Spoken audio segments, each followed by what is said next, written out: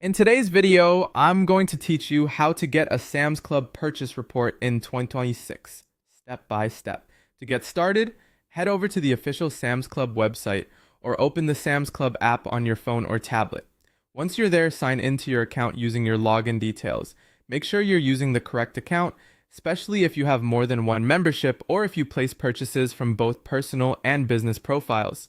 This is important because your purchase history will only appear under the account where the transaction was made. After you're signed in, go to the account section. From there, look for purchase history. In some cases, especially for online transactions, this may appear as order history instead. Both areas help you review past transactions, so just open the option that matches what you need. Next, choose the date range for the purchases you want to review.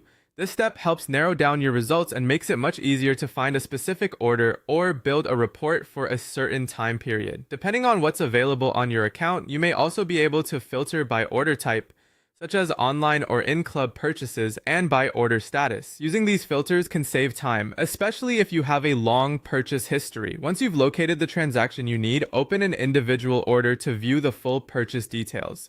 Here, you can usually see the order number, the purchase date, the items that were bought, the quantity of each item, the total amount paid, and sometimes the payment method as well. This is the section you'll want to review carefully if you're collecting information for records, reimbursements, expense tracking, or general account review. If you need a copy of the receipt, open the receipt or order details and look for a print or download option if available.